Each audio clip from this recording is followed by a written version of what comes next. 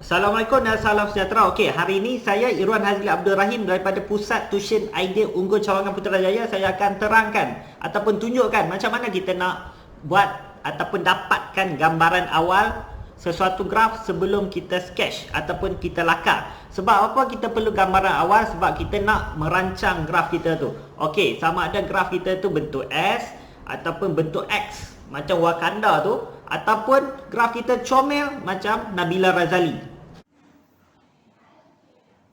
Baik, kita akan sambungkan perbincangan kita tadi. Macam mana kita nak dapat gambaran awal berkenaan dengan graf kita. Okey, yang pertama sekali ialah kita akan tengok kalau punca kuasa yang tertinggi dia ialah 1. Contohnya X kuasa 1 ataupun dia tak tulislah kuasa 1. Okey, ini X kuasa 1, X negatif X kuasa 1. Jadi kita akan dapat kalau kuasa 1 ialah linear. Okey, graf linear iaitu garis lurus. Okey, nanti kita akan tengok macam mana dia jadi positif dan juga negatif. Okey, seterusnya ialah graf kuadratik. Okey, kita nak tengok macam mana kita nak tentukan graf kuadratik. Ialah kita tentukan kuasa yang paling tinggi ialah 2. Okey, kat sini AX kuasa 2, jadi negatif AX kuasa 2. Okey, kita akan dapat bentuk U ataupun bentuk N.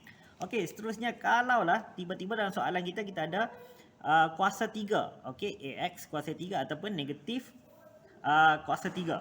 Jadi kita akan dapat ialah bentuk yang macam ni, macam toge. Okey, kalau toge tu panjang sangat dalam mi kita, dia akan macam berlekuk sikit kan. Okey, macam ni lah. Okey, seterusnya yang terakhir sekali, sebenarnya saya nak tunjuk lambang ni. Okey, jadi yang terakhir sekali ialah kalaulah tiba-tiba persamaan kita ataupun equation kita dapat dalam bentuk pecahan, macam ni, ataupun macam ni, debat kuasa negatif 1. Jadi macam mana? Jadi kita akan dapat ialah graf salingan macam ni.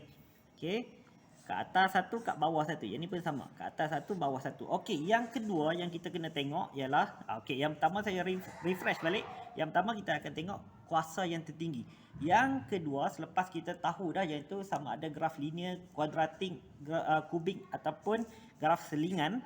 Jadi kita akan tengok pula bentuk dia akan jadi macam mana. Okey, kalau graf linear kita akan dapat ialah bentuk kalau positif kita akan dapat ke atas daripada kiri ke kanan. Okey, kalau kita dapat negatif, contohnya kat sini negatif X, kita akan dapat ke bawah. Okey, lepas tu kita tengok lagi dekat sini. Okey, dekat sini graf kuadratik.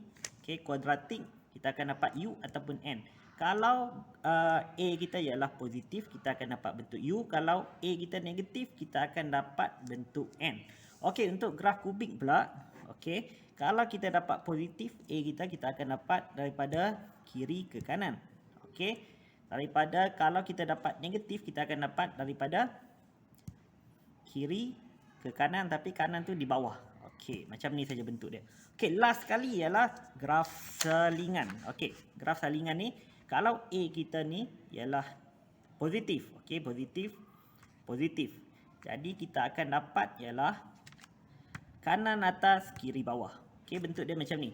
Dan kalau A kita negatif, okey, kita akan dapat kiri atas, kanan bawah. Okey, yang itu sahaja yang kita kena tahu bayangan awal sebelum kita melukis ataupun melakar graf di atas kertas graf.